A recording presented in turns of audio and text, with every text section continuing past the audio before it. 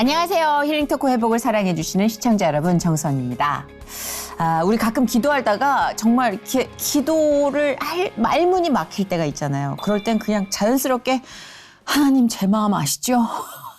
이렇게 튀어나오는 것 같아요. 그만큼 하나님은 정말 일일이 설명하지 않아도 내 가장 깊숙한 곳까지 세심하게 아시는 분이다. 그런 믿음의 어떤 분이 계속해서 제 마음 아시죠? 이랬더니 어느 날 그런 응답이 들려오더랍니다. 그래, 난 네 마음 잘 알지. 그런데 너는 내 마음 아니? 뭔가 뜨끔한 울림이 있지 않나 싶은데요. 항상 제 마음 아시죠? 제 마음 아시죠? 일방통행만 했었는데 한 번쯤 하나님은 나를 보면 어떤 마음이실까라는 생각을 하게 되는 것 같아요. 오늘 모신 분 역시 하나님의 그 마음을 알기까지 꽤 오랜 시간이 걸렸다고 고백하는 분입니다. 아름다운 미녀 개그우먼 출신의 연기자죠. 배우 정정아 씨 모셨습니다. 어서 오세요. 안녕하세요. 반갑습니다. 안녕하세요. 다재다능한 연기 실력과 입담으로 사랑받는 배우 겸 방송인 정정아. 2005년 불의의 사고를 겪고 알 수 없는 고난에 휩쓸려 삶을 포기하려고 했던 순간들도 많았지만 그렇게 의심하고 만나고 싶었던 하나님을 드디어 만나게 된다. 이제는 하나님이 주신 삶에 감사하며 비혼주의였던 남편과 결혼해 귀하고 소중한 아들 하이미를 갖기까지. 이젠 성실히 하나님의 말씀에 순종하는 정정아의 회복 스토리를 지금 공개합니다. 진짜 오랜 세월을 이렇게 고정적으로 보진 않아도 활동을 네. 이렇게 뜨문뜨문 지켜봤는데 참 나이 안 먹어요. 아유, 아닙니다. 짜증나게. 아니 요즘 방송에 육아하는 모습 많이 나와요. 네. 결혼을 해서 아이가 있었어. 근데 진짜로 힘들게 가졌어요. 아이를 되게 힘들게 가졌고. 그래요? 지금도 사실은 얼굴 보면 여기 상처가 나 있는데. 그래요? 아이가 이제 손톱으로 긁은 상처거든요. 그러니까 여기 턱에 있는 그거? 네. 그래도 너무 마냥 즐거운 거 있잖아요. 이쁘죠? 나를 때려도 즐거워. 난 뭔지 알지. 네, 그죠. 저는 아이를 낳진 않았지만 간접 그 육아로 조카한테 첩정을 주다 맞아요. 보니까 네네. 조카하고는 또 비교도 안 되겠죠. 하이미. 네. 지금 4살이죠? 이제 4살 됐어요. 어머, 나는 진짜 SNS 그 프로필 보고 너무 예뻐가지고. 그래요. 얘 뭐야, 아역 배우야? 막 이랬어요. 얼마나 또 하나님이 빚어주셨게요. 너무 잘 빚어주신 거예요. 여러분, 네. 진짜 정정아 씨 아드님 너무 예뻐요. 감사합니다. 그 얘기 많이 듣지 않아요? 배우 시키라고? 솔직히 많이 들어요. 네, 주변에서 그러니까 모델 시켜, 배우 시켜 이러는데 일단 아이가 컨트롤이 안 돼요. 지금 4살인데 뭐. 네, 그리고 4살인데. 잘 때 빼고는 계속 뛰어다녀요. 애를 그럼요. 잡을 수가 없어요. 4살 내 새끼지만 안을 수가 없어요. 그래서 일단은 뭘 시킬 수는 없고 꾸준하게 하고 있는 건 유아 예배. 유아 예배. 네, 일요일마다 이제 중요하죠. 예배 드리고 이제 처음에 예배 드릴 때도 헌금을 주면은 그냥 들고 도망갔어요. 근데 진짜로 하나님이 대단한 게 지금은 이게 헌금 이제 이게 나가잖아요 할 때 네. 자기가 꼭 들고 나가려고 해요. 그래서 지금 거의 고정으로 네, 이렇게 하고 그때 빼고 또 뛰어다녀요. 그렇게 하나씩 한 2개씩 이렇게 중심을 잡아가는 거겠죠. 네, 하나님 네. 안에서. 맞아요. 세상에 얼마나 이쁠까. 결혼을 또 늦게 했잖아요. 정정아 씨 네. 결혼 생활 없다는 얘기를 제가 몇 년 전에 들은 것 같거든요. 네, 맞아요. 깜짝 놀라가지고. 제가 너무 경솔하게 결혼을 안 한다고. 어디 파티였는데 네. 그 정정아 씨가 사업 굉장히 이제 아로마 열심히 제품. 달릴 때였어요. 네, 아로마 네. 디퓨저 사업할 때 네. 그때 열정에 빛나서 네. 정말 택도 없다고. 근데 몇 년 있다 결혼을 하셨더만요. 그 다음에 했죠. 어떻게 된 거예요? 아니, 그러니까 제가 41에 결혼을 했거든요. 그러니까 조금 요즘은 보통 그렇게 한다고는 하지만 네. 사실 늦은 나이긴 어른들 하죠. 입장에서는 조금 늦은 나이일 수 네, 있잖아요. 그러니까 저희 아버지도 진짜 이제는 얼굴 색깔도 안 볼 테니까 결혼만 하라고 이 정도로 거의 손을 내려놨고 이제 저희 엄마도 네가 알아서 하라고 이제 더 이상 얘기하고 싶지도 않다고. 그러니까 마지막에는 저도 이렇게 집이 울산인데 울산 명절에 가면은 부모님은 너무 보고 싶은데 그런 스트레스 때문에 못 가는 경우도 좀 있었고 또 친척들이 네. 괜히 막 저보다 어린 진짜. 친척들이 결혼을 해서 이제 아기를 낳잖아요. 그럼 저는 충분히 축하해 줄 마음이 있는데 괜히 제가 왔다 그러면 안 와요. 내가 오래 배려하느라고 니네 놀아라 이러고 안 가게 되고 그래, 맞아, 이러면서 그래요. 주변에 저랑 이렇게 비슷한 나이 또는 제 밑에 후배들이 결혼을 한다 그러면 돈만 내고 안 갔어요. 그래서 언니 왜 안 와요? 뭐 스케줄 있어요? 아니 그냥 축하하는 마음이 안 생겨. 제가 진짜 그랬어요. 진짜? 왜냐면 축하하는 마음이 없는데 가서 앉아있고 되게 솔직하다. 이렇게 얼굴이 어두운 것도 왜냐면 나도 사실은 결혼을 하고 싶은데 내가 계속 못하고 그랬구나. 연애를 할 때 계속 실패하고 차이고 뭐 이런 상황들이 계속 반복되면서 내가 거기 가서 앉아있고 싶지가 않은 거예요. 너무 솔직하다 진짜. 네, 그래서 다들 그렇잖아요. 네, 솔직히 그래서 노처녀 히스테리라고 하잖아요. 아, 근데 저도 진짜 있었어요. 연기하는 거지 그냥. 축하해 너무 좋다. 네, 언니는 네. 난 비혼주의야 뭐 이런 식으로 네네. 했어. 사실은 비혼주의도 저 아니었어요. 되게 결혼하고 싶었어요. 근데 그렇구나. 어차피 못할 거니까 굳이 사람들한테 하고 싶은데 못해요. 이럴 필요 없잖아요. 그래서 재밌다. 그냥 안 해요. 막 이렇게 얘기를 했어요. 신선해요. 이렇게 솔직하게 그래? 얘기해 주니까 굉장히 프레시하다. 네, 그래서 와. 지금 노처녀 히스테리를 많이 이렇게 있다가 동생 와이프한테 내가 아무리 생각해도 결혼을 못할 것 같으니 어머. 내가 네 자녀들 교육비나 이런 것들 나도 보탤 테니까 네. 나중에 나 늙어 죽으면 네 옆에 묻히면 안 되겠니? 라고 이제 허락을 구했어요. 뭐 차례 지내고 뭐 이런 거 할 때? 죽어서 혼자 아무도 오지 않는 무덤에 묻히는 게 싫어서 네 옆에 묻히고 싶다. 그럼 네 자식들이라도 올 거 아니니? 옳게 되게 오싹했겠다. 저는 그때는 신우이가 옆에 묻히겠다고. 제가 그때는 신우이가 없었던 상황이어가지고 그게 얼마나 무서운 말인지 몰랐어. 너무 무섭다. 네, 그래서 지금 이제 재밌긴 사과는 하다. 했어요. 내가 그때 너한테 얘기했을 때 네가 흔쾌히 허락해줘서 고마웠다. 네, 그 유머가 정도로 저는 아예 결혼을 포기했었고 상처도 많았고. 상처가 많았겠네. 네, 네. 그러니까 와, 근데 어떻게 그렇게 우연하게 신랑님을 만나게 되셨어요? 신랑님도 비혼주의자였다는 정보를 입수했는데. 네, 저는 사실은 결혼하고 싶었는데 이제 못하는 인척했고. 상황이었고 네. 신랑은 정말 결혼을 싫어했고 여자들은 뭐 열심히 일하지 않고 그냥 남자에게 바라기만 한다 이렇게 생각을 하고 있더라고요. 그런 여자를 만났나 보네. 네, 쭉 그랬나 봐요. 그렇네. 네, 그래서 이제 더 이상 여자에게 돈을 안 쓰겠다 하고 이제 저를 만나서 저한테는 안 쓰더라고요. 아이, 나 이거 참. 타이밍 정말. 네, 근데 이제 서로 만났을 때 제가 열심히 사는 모습 보고 다 그렇지 않구나라고 많이 이제 생각을 했다고 하더라고요. 아유, 정아 씨 생활력 정말 쩔죠. 네, 신랑이 그래요. 지금도 자기가 열심히 하는 모습에 보고 반해서 결혼했으니까 지금도 계속 열심히 일했으면 좋겠다고.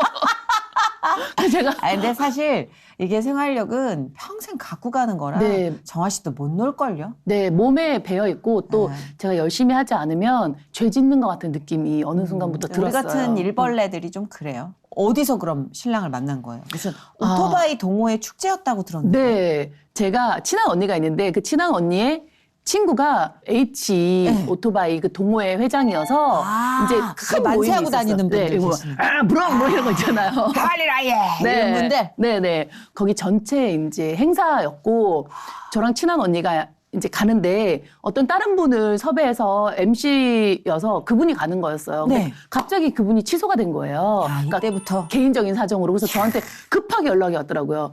정아야, 너 어디야? 그래서 저 지금 예식장 왔는데요. 그랬더니 너 그럼 헤어 메이크업 됐지? 네. 야, 이따가 저녁에 일로 와. 왜요? 일단 와. 내가 뭐 비용 줄게. 그래서 일단 돈 준다고 하니까. 가야지. 갔죠. 그럼요. 갔는데 이제 그게 그 오토바이 행사였어요. 그래서 이제 MC를 보게 된 거죠. MC 보다가 이제 노래 한 곡 하라 그래가지고 제가 노래를 했는데 자기야 사랑인 걸 정말 몰랐니 자기 이런데 음악이 딱 꺼진 거예요. 그래가지고 막 음향이 다 막 당황하고. 어떡해. 근데 제가 뚠뚠뚠 이제 알겠니 딴딴딴 자기를 만났어 이렇게 막 혼자 막 했어요 원맨쇼를. 그럼 개그우먼 출신인데 그런 네. 행사에 당황하면 안 되죠. 그럼요. 막 어떻게든 살려줘. 막 의사잖아요. 그렇죠. 어떻게든 살려내죠. 그렇죠. 그랬는데 나중에 이제 신랑이 그 얘기를 하면서 다른 사람들은 그때 그 모습을 보고 막 웃고 즐기고 막 박수치고 그랬는데 신랑이 되게 안쓰러웠대요, 제가. 우리 그런 반응 싫어하는데 안쓰러운 반응. 근데 저도 좀 당황했어요. 네. 그랬더니 나중에 이제 하는 얘기가 부끄러움이 있고 여자이고 싶을 텐데 여자로 봤구나. 무대에서 좀 힘들었을까. 그래서 지켜주고 싶다라는 생각을 했다 그러더라고요. 여자로 나 소름 돋았어. 그래서 저도 저를 그렇게 보는 것 자체가 되게 고마웠고. 그렇죠. 그 굉장히 드문 경우죠. 네네. 무대 위에서 개그우먼을 보고 지켜주고 싶다. 네네. 이렇게 여자로 봤네. 네네. 그래서 그렇게 하고 이제 내려와서 럭키드로 이제 행운권 추첨을 하는데 1등이 저희 신랑이 된 거예요. 하나님 예비하셨다. 그때는 몰랐어요. 프로듀서시네. 우리 하나님 그 행사에 당첨자가 정정아 씨랑 뭐 밥 먹는 거 뭐 이런 거였어요? 상품? 아니 병원 보톡스 이용권이었어요. 그래가지고 이제 이때 주고 끝났는데 애프터 자리에서 보톡스 이용권 어디서 가면 받을 수 있냐. 보통 남자들은 그러고 말거든요. 네. 근데 꼬치꼬치 병원 어디냐 잘하냐 물어보길래 맞아봤는데 잘하더라. 얘기를 하면서 이제 친해졌는데 저는 한참 동안인 줄 알았어요. 왜냐면 제 보기에 인물도 훨씬하고 키도 크고 잘생기셨더만요. 네, 괜찮더라고요. 그래서 뭐 이렇게 적극적으로 얘기를 하길래 그러면 그냥 친구하자 해서 그냥 좋은 마음으로 친구로 지내다가 나중에 이제 연인으로 연인이 발전을 되고. 했고. 근데 남편은 이미 연인을 할 생각을 하고 아니요, 있었네. 그건 아니었어요. 지켜주고 싶다며. 그러니까 마음만 그런 거지 지킬 생각은 없었고 이게 사람들이. 뭐냐면 저희 신랑이 연애하기 전에는 자기는 절대 연애 안 한다 그랬어요. 그때 상처가 좀 네. 있어서 여자에 대한. 그리고 이제 연애를 하고 나서는 자기 결혼은 절대 안 할 거라 그랬어요. 근데 점점 무너지는데. 근데 또 결혼하고 나서 자기는 애는 절대 안 갖겠다 그랬어요. 어라? 근데 지금도 아이를 가졌잖아요. 그러니까 지금도 힘들어하긴 해요. 예, 왜냐면은 너무 생각지도 않은 삶을 살고 있어가지고 그렇죠. 제가 계속 세뇌시키고 있어요. 이게 너의 삶이었어. 그렇지. 그래서 맞아요. 온전한 가정을 만들기 위해서는 이게 맞아. 우리 행복하게 살자. 그럼요. 네. 또 크리스찬으로서. 근데 그렇게 결혼을 이제 둘이 마음이 맞아서 했는데 네. 늦은 출발이었으니까 다른 것보다도 출산에는 좀 늦은 출발이라고 할 수 네. 있었잖아요. 네, 네. 그래서 그런 쪽으로도 좀 기도 제목이 많았겠어요. 저는 사실은 그 임신에 대해서는 전혀 걱정도 안 했었어요. 그러니까 결혼했으니까 당연히 그러니까 하나님 뭐 예쁜 아기 뭐 주실 거죠? 뭐 이렇게 당당하게 내 거 받듯이 내 거 받듯이. 네. 맞다. 다들 그렇게 사니까 맞아요. 그랬더니 딱 덜렁 임신이 됐어요. 너무 쉽게. 그래서 결혼하면 당연히 임신하는 거지 했는데 병원 가가지고 이제 심장 소리 다 듣고 팔다리 자라는 거 보려고 왔는데 심장이 멈췄네요. 이렇게 얘기를 하는 거예요. 그래서 그때 너무 놀랐어요. 유산이라는 걸 내가? 그때 깨달았어요. 당연한 게 없구나. 너무 마음 아팠겠다, 근데. 네. 자두가 너무 먹고 싶은 거예요, 그때. 그래가지고 백화점을 갔더니 자두 2개에 10,000몇천 원 하더라고요. 근데 원래 제가 돈을 잘 안 쓰는 스타일인데. 짠순이죠. 네. 아끼죠. 근데 임신했으니까 그 자두 먹어야지 하고 10,000몇천 원을 주고 자두 2개를 사 먹었어요. 그러고 나서 이제 병원을 갔더니 유산이 됐는데 뱃속에서 이미 그렇게 된 지가 심장이 멈춘 지 일주일이 됐다고 하더라고요. 근데 저는 그 일주일이 됐어도 계속 이게 속이 메스껍고 졸리고 이런 반응은 계속 오거든요, 똑같이. 네네. 그래서 제가 너무 미련한 거예요. 내 새끼 죽은 줄 모르고 나는 그 자두 먹겠다고 백화점 가가지고 그 돈 주고 올랐으니까. 자두 먹었다는 그 내 마음이 이렇게 내가 무지했구나. 나는 이 아이를 보내도 슬퍼할 자격이 없다라고 이제 생각을 하고 계속 기도했어요, 하나님께. 하나님, 아이 주시면 이번에는 정말 잘 지켜보겠다고. 진짜 잘 지킬 테니까 아이 제발 주세요라고 기도를 했더니 또 아이가 생겼어요. 어떤 드라마가 들어왔는데 그 드라마도 제가 죄송합니다 감독님 못할 것 같아요. 제가 임신을 했어요 라고 얘기를 하고 드라마도 안 하고 정말 집에 누워만 있고 다 조심했어요. 정말 이 아이만을 위해서 다 했는데 또 이제 유산이 된 거예요. 그때는 너무너무 이게 마음이 추스러지지가 않더라고요. 할 수 있는 걸 다 했는데도 아이를 가져가시니까 이럴 거면 왜 주셨어요? 그렇지. 네.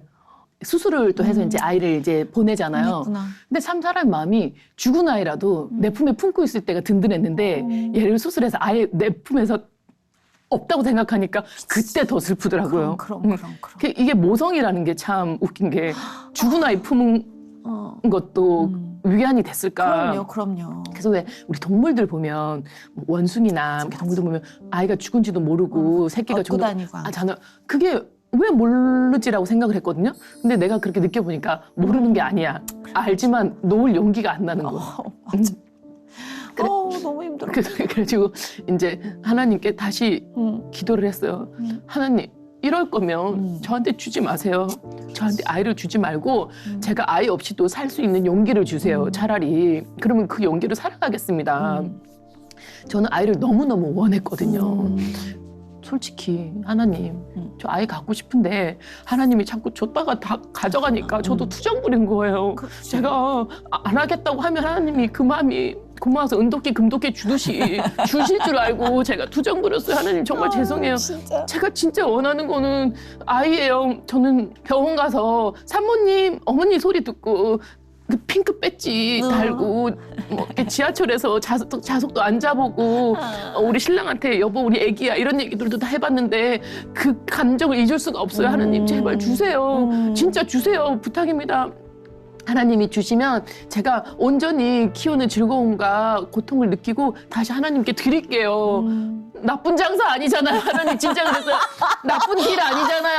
제가 다시 드린다고 하는데 안 줄 리 없잖아요. 하나님 진짜 키우고 드릴게요. 제가 모태신앙으로 잘 키울게요. 그렇게 기도를 했는데 지금 태어난 아이가 하임이에요.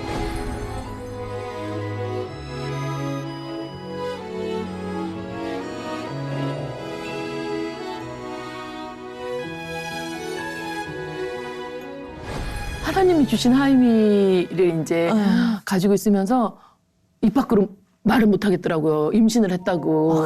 겁이 나니까. 네, 왜냐면 제가 4번 만에 출산을 했는데 3번을 유산을 했는데 처음 유산할 때만 사람들한테 유산했다고 말하고 위로를 받았는데 그 위로가 상처가 되더라고요. 맞아요. 그래서 2번째 임신 때도 말 안 하고 위로도 안 받고 축하도 안 받고 3번째도 축하도 안 받고 위로도 안 받고 4번째도 축하도 안 받았어요.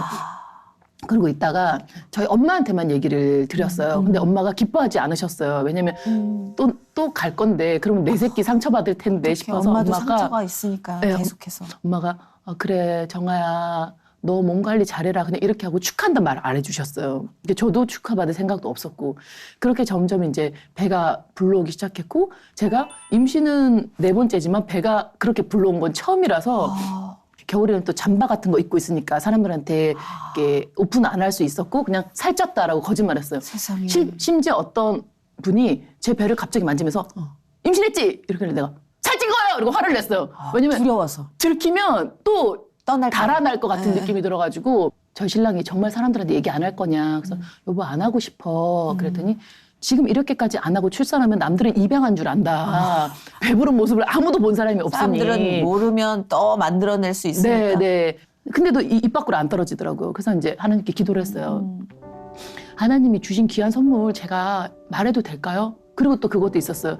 내가 워낙 임신이 안 돼서 힘들었기 때문에 주변에 그 불임인 사람들이 얼마나 그 마음이 힘든지를 알기 때문에 이게 내가 차라리 희망의 메시지가 되면 괜찮은데 끝까지 간 게 아닌데 말하는 것 자체가 너무 조심스럽습니다. 하나님 얘기해도 될까요? 그랬더니 왜 너의 걱정으로 축복받지 못하는 아이를 만드냐. 주여. 네 자식도 축복을 받아야 되지 않겠냐. 말을 하라고 저한테는 이제 응답을 주신 것 같아가지고 그래서 제가 8개월 때 임신했다고 이제 얘기를 하고 그 주변 사람들이 12주가 지나면 얘기해. 너무 빨리 얘기하지 말고. 그래서 지금 8개월입니다. 그랬더니 그러면 얘기해도 된다고. 세상에. 네, 그랬구나. 그렇게 해서 이제 아이를 출산했는데 근데 그것도 제가 사실 그게 힘들었거든요. 제가 어플에다가 지금 어플 그대로 지우지 못하고 있는데 첫 번째, 두 번째, 세 번째, 네 번째 임신 4명의 아이가 그대로 지금 어플 속에서는 나이를 먹고 있어요. 근데 제가 계속 마음속으로 3명의 아이를 보냈다는 거에 대한 죄책감과 그리고 이제 마음이 슬픔이 있었는데 하나님이 저에게 어떻게 응답을 주셨냐면 정아야, 너가 3명을 보낸 게 아니야. 하임이가 처음에 찾아왔는데 네가 준비가 안 돼서 다시 갔다가 2번째 찾아왔고 3번째 찾아왔고 지금 4번 동안 네가 놓칠 뻔했지만 똑같은 아이가 계속 너를 찾아온 거야 라는 응답을 주셨어요. 그렇게 응답을 받으니까 너무 감사한 거더라고요. 진짜 이 메시지가 많은 분들에게 위로가 될 것 같아요. 왜냐면 엄마들은 그 죄책감에서 벗어나기 네. 힘들거든요. 네, 맞아요. 근데 혹시라도 비슷한 네. 경험을 하고 계신 분은 네. 정아 씨의 이 고백과 하나님의 응답이 엄청나게 정말 힘이 될 것 같아요. 네, 네. 정아 씨 진짜 완전 이 과정만 들어도 엄청난 간증이 된 것 같아요. 그러니까 남편도 사실 아이를 그렇게 절실히 바라지 않았다가 네. 그건 정말 이렇게 기도 속의 아이가 여러 번 과정을 맞아요. 통해서 탄생한 거니 의미가 정아 씨만큼이나 무게 있게 네. 왔을 것 맞아요. 같아요. 그러니까 신랑이 아이를 원치 않았는데 쉽게 가졌으면 그냥 육아에 지치고 힘들었을 텐데 쉬운 일이 아니네. 그리고 제가 계속 옆에서 기도하고 그쵸. 또 주변에 교인분들이 기도해 주시고 이런 모습들을 쭉 봐와가면서 아이가 태어나고 이러니까 자연스럽게 저도 이 아이는 모태신앙으로 우리가 키운다고 약속했잖아. 이름도 하임이라고 지었잖아. 하나님의 임재잖아. 이렇게 얘기하면서 자연스럽게 유아 예배 가야 되는데 혼자 못 가겠어. 힘들어. 사실 혼자 하는데. 잘하셨어요. 그럼요. 지혜롭게. 예. 하는데 이제 힘들어하면서 같이 자연스럽게 교회를 같이 가게 되고 보게 되고 그러면서 주변에 전도사님 말씀 아이 커가는 거 보면서 아직까지 신랑이 이 믿음에 대한 건 없는데 결혼할 때는 나는 교회 근처도 안 갈 거야 했던 사람이 지금은 빨리 일어나 교회 가야지. 요 정도는 됐어요. 그렇죠. 그렇게 네. 된다니까요. 네. 그게 어떤 사람이 그러더라고요. 그냥 신앙은 정말 내 삶으로 보여주는 수밖에 없다고. 맞아요. 네. 아무리 교회 가라고 외쳐도 내가 네. 엉망으로 살면 맞아요. 전도할 수 없다고. 맞아요. 네네. 근데 진짜 딱 그 맞는 경우를 보는 것 같아요. 두 분이 같이 게스트하우스도 운영하신다고 들었어요. 네, 신랑이 하고 있고 네네. 신랑은 한 20년 정도 됐어요. 아, 오래됐구나. 네, 하고 있고 이제 저희가 거기 2층에 살고 있어요. 그때도 이제 처음에 결혼할 때 제가 그래서 서로 이제 얼마 있냐. 그때 나는 돈은 없는데 저희 신랑이 되게 솔직해요. 아니, 두 분 다 엄청 솔직한데요. 네, 정정아 씨도. 네, 그래서 서로 얼마 있냐 그랬을 때 저희 신랑은 이제 다행히 뭐 건물이 있었고 그리고 저는 이제 근데 건물인데 돈을 못 벌고 아, 그래도. 네, 예. 저는 돈은 없지만 앞으로 난 돈을 잘 벌 수 있다. 왜냐면 그때 한참 또 홈쇼핑이 들어가서 그렇죠. 그때 돈을 많이 벌 때였거든요. 쉬지 않죠. 근데 하나님이 딱 그 타이밍에 홈쇼핑을 주셔서 예.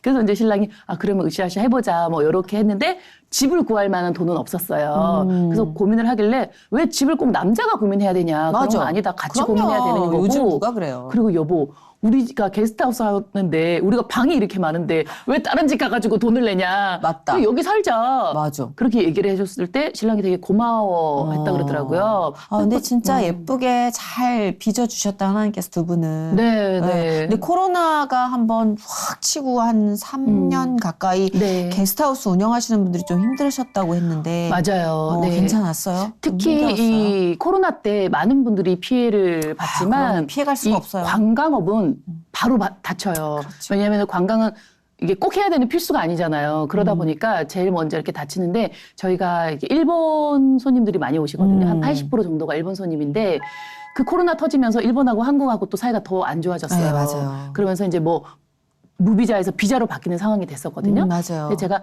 2020년 3월 3일에 출산을 했는데 그때가 딱 그 병원에서 뉴스를 보는데 뭐 무비자에서 비자로 바뀌는 상황이어가지고 저희 신랑이 축하 전화보다는 예약 취소 전화를 더 많이 받았어요. 진짜 어떡하면 좋아. 네, 그래서 약간 그런 거 있잖아요. 노산에 또 아이를 임신했는데 이 아이를 어떻게 키우지? 뭐 경제적인 어려움, 심적으로 약간 우울감 이런 것도 오는 상태에서 남편도 출산과 동시에 실직자가 됐어. 진짜 그때는 좀 네, 힘들었겠다. 그래서 이게 호르몬 때문에 더더욱 힘들게 이렇게 오더라고요. 조금 심적으로도 많이 힘들고 이 아이를 그때는 진짜로 이 아이를 이 병원 밖으로 데리고 나가면 얘가 코로나가 걸려서 또 잃을 것 같은 거야. 있어 그런 거 있지. 그러니까 이 아이가 코로나에 걸려서 죽으면 나는 또 맞아. 초심으로 돌아가야 노이로제 되는. 걸리잖아. 노이로제. 그게 병이 된 거죠. 약간 진짜. 제가 정신병에 걸릴 것 같더라고요. 근데 그런 경우를 제가 많이 고백을 들었어요. 아, 그래요? 특히 노산한 엄마들은요. 네네. 애가 잘 때 갑자기 일어난대요. 일어나서 숨을 쉬나 이렇게 본대요. 그래요. 제가 그랬어요. 그때 이제 산후조리원에서 2주 끝나갈 때쯤 그 원장님한테 부탁드렸어요. 정말 죄송한데 아이를 좀 키워주세요. 몇 주라도 더. 그랬더니 거기서 이미 아이가 크면 거기서 이제 수용할 수 있는 인원도 안 될 뿐더러 그쵸. 아이가 커서 여기 이제 담는 거기에 발이 삐져나가서 안 된다는 거예요. 그래서 그리고 죄송한데 산모님 아이가 너무 신생하기 때문에 엄마 없이 키우지를 못한다. 모유수유도 해야 되고 그래서 이제 뭐 부탁하고 뭐 안 되고 실망하고 이러다가 나중에 이제 방한책이 다행히 자리가 하나 더 나서 제가 거기 한 4주 정도 너무 지겨워가지고 3주 만에 나오긴 했어요.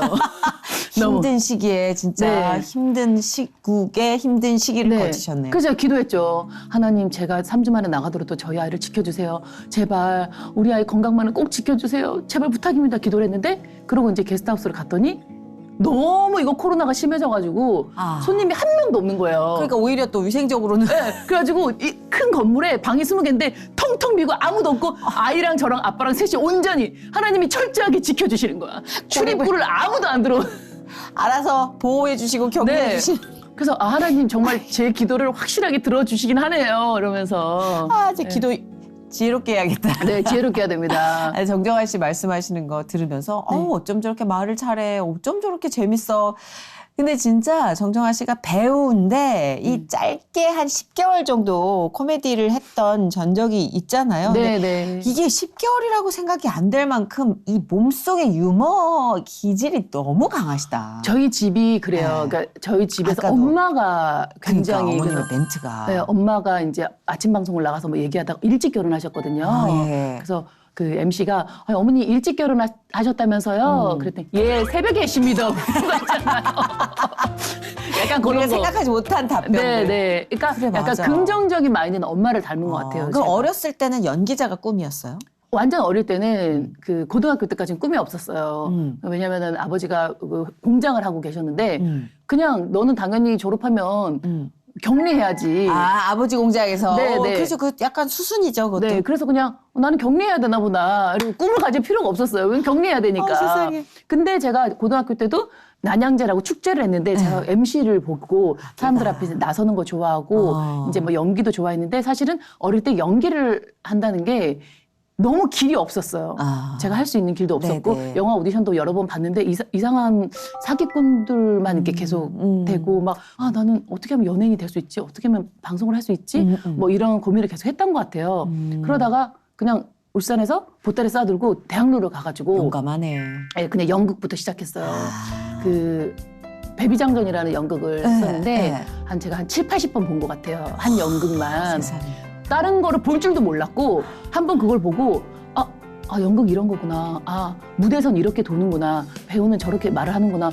계속 한 3, 40번 보러 갔을 때 거기서 그냥 공짜로 와서 보래요. 너무 맨날 와서 보니까 세상에. 고맙다고 해서 7, 열정적이다. 80번 정도 봤는데 배우도 그렇게 못해요. 근데 저는 정말 그때는 무식하면 용감하다고 그거밖에 길이 없었어요. 제가 할 수 있는 길은 그런 데 가서 기웃거리는 것밖에 없었어요. 그래서 이제 씩씩하네.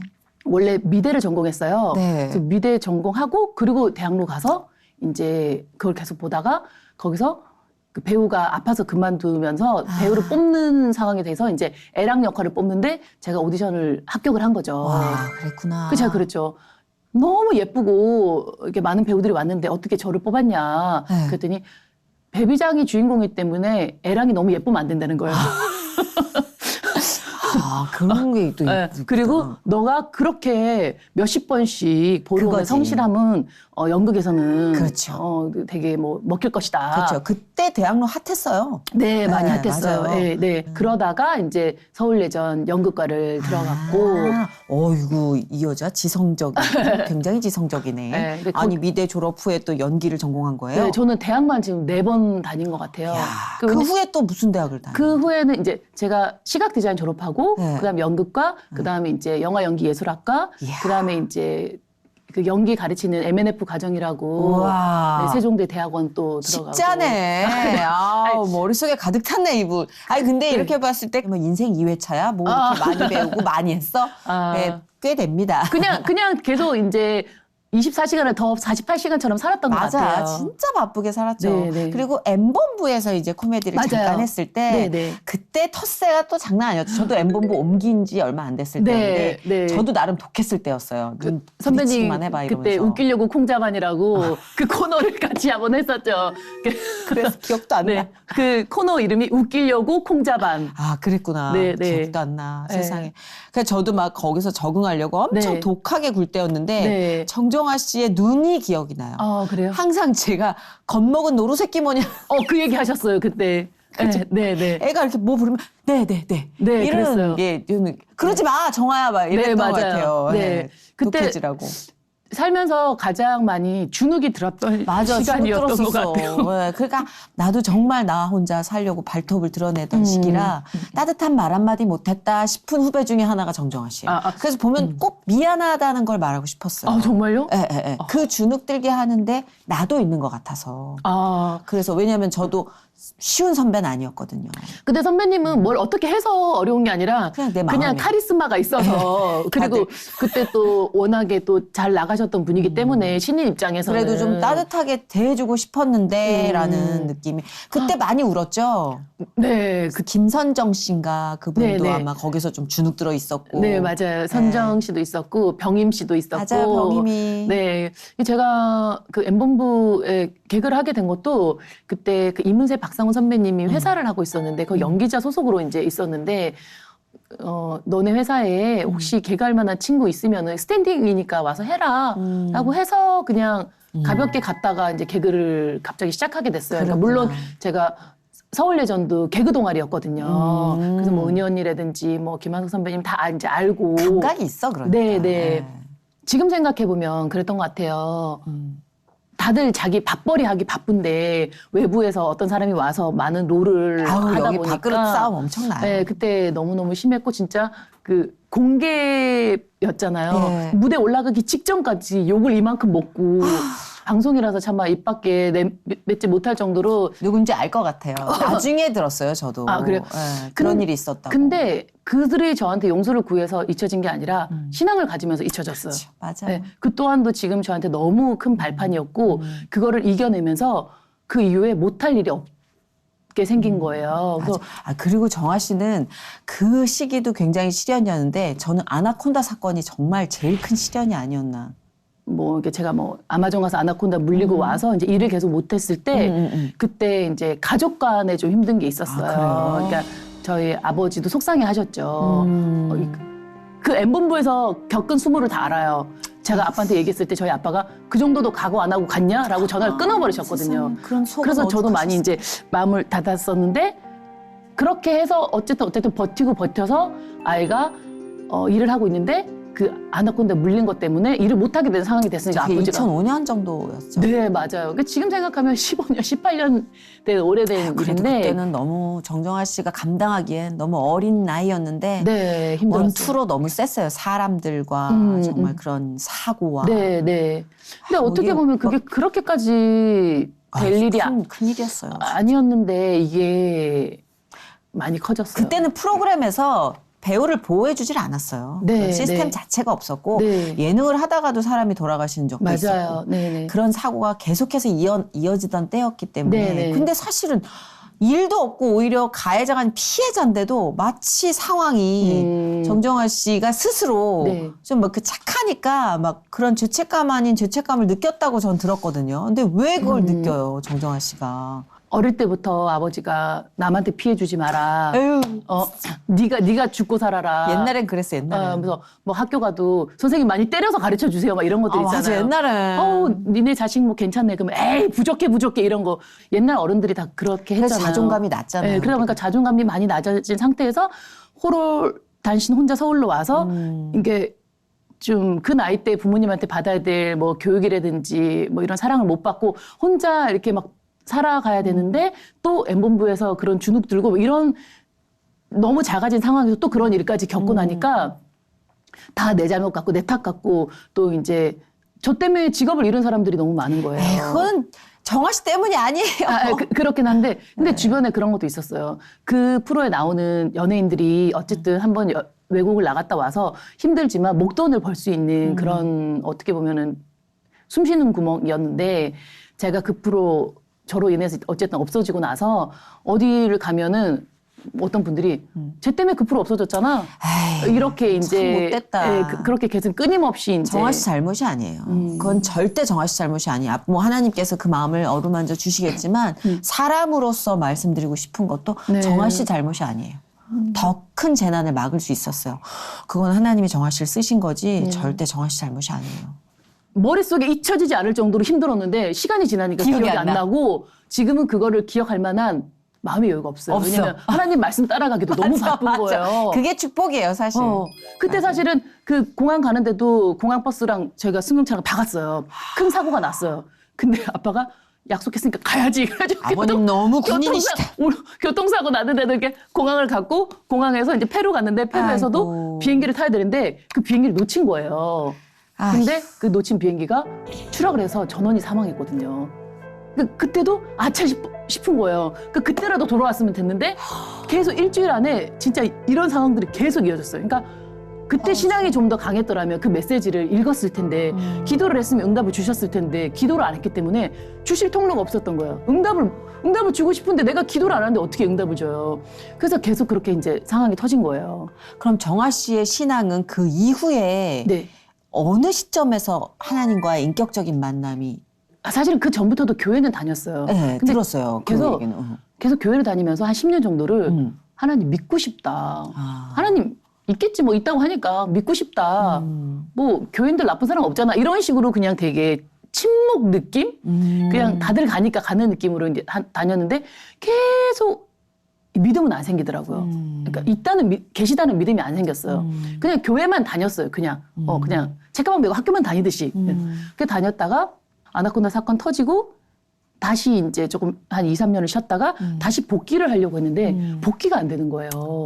근데 저는 복귀가 될 줄 알았거든요. 왜? 뭐 이렇게 나쁜 아니, 일이 그러니까 있더라도 사고를 친 게 아니잖아요. 네, 사고를 당했던 몇 년 건데. 지나고 또 그 사람들이 반성하고 이러면 나와서 방송을 다 하는데 반성할 게 뭐 있어? 근데 저는 그게 복귀가 안 되고 참. 솔직히 그런 것도 있었어요. 어떤 프로 나가면 아니 신경 쓰기 싫어. 그냥 쟤 없애. 뭐 이런 거 있잖아요. 맞아. 근데 제가 그때 느꼈어요. 아, 내가 다시 이거를 뒤집을 만한 내가 인맥이라든지 내 능력이라든지 자질이 부족했구나. 우리 다 없어요 그런 거. 죽고 싶다 생각 엄청 많이 했거든요. 그랬겠다, 그래서 막 진짜. 부모님하고도 연락 끊고 주변하고도 다 끊고 한 3년 정도를 그 남양주로 이사를 가서 혼자 머리 삭발도 하고 그랬어. 근데 별 미친 짓을 다 했어요. 정말. 언니가 너무 미안하다. 하나님 붙잡는 거 빼고는 다 했어요. 그래서 정말 옆에 있어주지도 못하고. 어떨 때는 막 벌레가 온몸을 막 기어다니니까 머릿속에 막 파고드는 것 같아서 제가 머리도 다 밀고 세상에. 막 죽어야겠다는 생각밖에 안 들고 제가 애완견이 있었거든요. 티라고. 그 강아지하고 둘이만 그냥 있고 그래서 이렇게 주말 농장 같은 거 하면서 배추밭에 가서 그냥 아침에 있다가 해지면 들어오고 막 이랬어요. 그러다가 저 죽을래요. 그리고 저녁에 맨날 술 먹고 아침에 일어나 보면 베란다에 목에 막 밧줄 메고 있고 뭐 약을 털어서 먹긴 먹었는데 또 아침에 깨고 이러는 거예요. 막 그런 생각만 했는데 교통사고가 났어요. 밤에 우연히 교통사고가 났는데 정말 그 트럭하고 제 차랑 이렇게 부딪히는데 진짜 드라마에서처럼 왜 빵! 쾅! 이런 느낌 있잖아요. 근데 딱 부딪히자마자 에어백에 얼굴을 탁 맞으면서 제가 차가 빙글빙글 돌면서 기절을 했어요. 근데 그때 그 순간 정말 짧은 순간을 지금도 잊을 수가 없는데 밤이니까 안개가 자욱하고 연기가 막 나는 거예요. 차에서. 나고 위용 사이렌 소리 울리고 막 이러는데 밖에서 경찰이 뭐 문 열어보세요, 문 열어보세요 이러는데 문이 안 열리는 거예요. 차가 너무 찢어져가지고. 그래서 기계로 문을 뜯어서 제가 거의 차에서 떨어지다시피 이렇게 떨어졌어요. 딱 떨어졌는데 그 안개 속에서 정말 제가 주변에서 믿어라고 해도 믿지 않았던 그 하나님 음성이 저한테 들리는 거예요. 솔직히 모습은 힘에서 보이지 않았는데 그 음성이 저한테 자, 네가 죽는 거 어떤 건지 느껴봤지?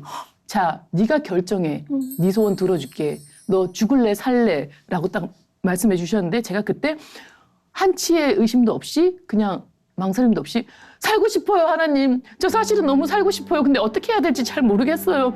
제가 이거를 다시 그저 삶을 돌아갈 수가 없을 것 같아요. 2, 3년 동안 가족하고도 연락 끊고 주변 사람들하고 다 연락을 끊어서 어떻게 다가가야 될지도 모르고 저는 하나님 자존감이 너무 없어요. 제 자신을 이제 사랑할 수가 없을 것 같아요. 그랬더니 하나님께서 네가 삶을 선택했으니까 너 네 그 삶을 살아라 라고 하고 이제 사라지셨어요. 그리고 펑펑 울고 나서 이제 뭐 병원 뭐 가냐 마냐 했는데 몸이 너무 멀쩡한 거예요. 정말 차가 종이짝처럼 찢어지고 그 트럭 운전수는 병원에 입원을 했어요. 왜냐면 제 차가 트럭 밑으로 뚫고 나갔거든요. 근데 정말 실오라기 하나 다친 거 없고 너무너무 말도 안 되게. 그래서 일단 집으로 갔다가 다음날 차에 뭐 이런저런 짐이 있으니까 그 차는 이제 정비소로 갔잖아요. 그래서 이제 짐을 가지러 이제 갔어요. 그랬더니 그 사람이 아이고 이 관계가 어떻게 되냐고 이 사람 죽었죠? 이러더라고요. 그래서 아니 제가 몰았어요. 그랬더니 이렇게 몰았는데 어떻게 멀쩡하게 살아있냐고. 그래서 제가 그러게요. 제가 멀쩡하게 어떻게 살아있죠? 그러는데 하늘 보면서 하나님 이거 지금 저 주신 거죠? 제 인생 저한테 주신 거죠? 이거 지금 제 거 아니고 이제 하나님 인생 제가 살면 되는 거죠? 라고 얘기하고 나서 집으로 가는데 그렇게 행복할 수가 없더라고요. 정말 길가에 잡초도 행복하고 뭐 걱정을 해도 아이 괜찮아. 다시 시작하면 되지 뭐. 그럼 네. 다 겪었네 진짜. 그랬는데 아이고. 말도 안 되게 그런 것들이 다 해결이 됐어요. 그러면서 그치 그렇게 해주시죠 제가 진짜. 또 그때는 이제 드라마 하나를 계속 하고 있었던 상황이었는데 우연찮게 또 대학로에서 연극을 또 들어와가지고 다시 또 연극을 하게 됐어요. 그러니까 첫 스타트를 연극으로 다시 시작하면서 아 하나님 제 삶을 다시 주면서 제가 처음에 느꼈던 꿈을 다시 주는 거군요. 대학로에서부터 다시 시작하겠습니다. 그 전에 가졌던 것은 그냥 우연이거나 그냥 제 것이 아니었나 봅니다. 엠벤부에서 힘들었던 뭐 드라마 하면은 개그하는 애가 와서 드라마 한다고 덧세. 뭐 연극하면은 또 방송하던 애가 연극한다고 와서 덧세. 아우 텃세도 징글징글하다. 막 그랬는데 그런 거 다 이제 다 리셋 끝. 리셋. 하나님 주신 거 이제 새로 시작할게요. 아멘. 전셋집도 새로운 사람이 들어가면 다시 시작하잖아요. 이제 하나님 마음속에 제가 들어갑니다 하고 이제 그때부터 시작했어요. 그러고 다시 이제 계속 이렇게 왔고. 그렇게 이렇게 형통하게 된 거잖아요. 네, 네. 정말 네. 처음부터 하는 마음으로 하나님이 하나하나 밟아서 네. 결혼하고 아이까지. 그러니까요. 진짜 제가 상상도 못했던 삶이었던 그러니까 것 순서는 뒤바뀌었지만 정아 씨의 이야기를 오늘 1시간 정도 넘는 시간 들으신 분들은 같아요. 네. 한 인간에게 하나님이 살고자 하는 한 인간에게 개입하시면 어떻게 뒤집어 놓는지 다 보여주신 것 같아요. 네. 믿음이 약하고 나약하고 그게 실오락이라도 놓지만 않으면 될 것 같아요. 맞아. 계속 놓지만 잡고 계세요. 않으면. 저는 의심하지만 잡고 있었어요. 음. 왜냐면 하나님이 계셨으면 좋겠다. 계시면 내 삶이 달라질 것 같은데 왜 믿음이 안 생기지? 아유 진짜 막 머리를 치면서 믿어라 했는데도 안 생기는 걸 어떻게 해요? 이게 말도 안 된다고 생각을 했는데 맞아요. 그럴 수 있어요. 충분히.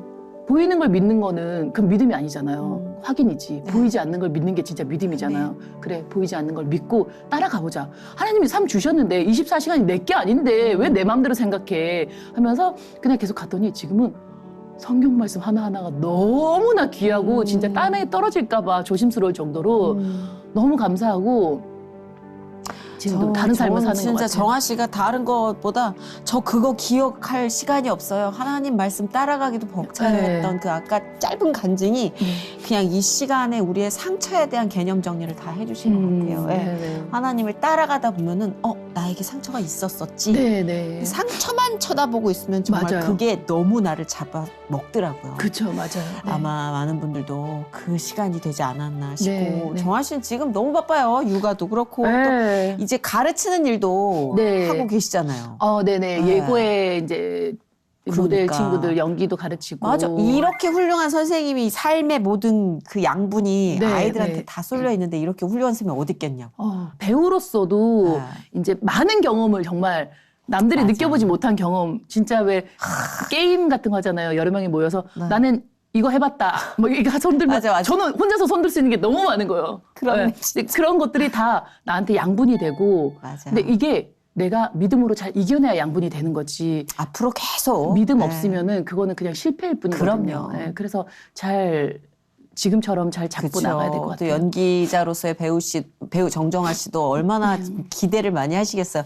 많이 기회가 있을 거고 네. 보실 수 있을 것 같고요. 또 죽을 때까지 하는 게 배우잖아요. 맞아요. 네. 그렇기 때문에 정아 씨의 스펙트럼은 정말 끝도 없이 열려 있는 것 같아요. 네. 오늘 이 방송 보시면서 야 진짜 저렇게 수다분하고 곱게 생겨가지고 많이도 겪었다 하셨을 진짜. 텐데 근데 본인이 혼자 겪은 게 아닙니다. 네, 하나님께서 함께 하셨고 네. 판을 뒤집어 주셨다는 거 오늘 꼭 네. 잊지 않으셨으면 좋겠고요. 네, 네. 기도 제목 마지막으로 하나 함께 나누면서 우리가 아쉽지만 마무리를 할까요? 네네. 저 기도 제목은 사실은 작년에 아이가 좀 많이 아팠어요. 아이고 그랬구나. 네, 근데 그 병명을 얘기할 수는 없지만 아팠는데 그때도 하나님이 원망스럽진 않았어요. 그러니까 뜻이 있으실 거야. 근데 지금은 많이 좋아졌고 또 그 병이 아니라고 판정이 났어요. 네, 판정이 났는데 저는 몰랐는데 그 판정 난 기간 동안 교회에서 많은 분들이 중보기도를 많이 해주셨더라고요. 중보기도. 네네. 그래서 저도 그 받은 만큼 다른 분들의 중보기도를 하고 싶고 저의 중보기도에 힘을 실어주시면 좋겠어요. 네. 중보기도를 부탁하는 게스트는 처음인 것 같은데.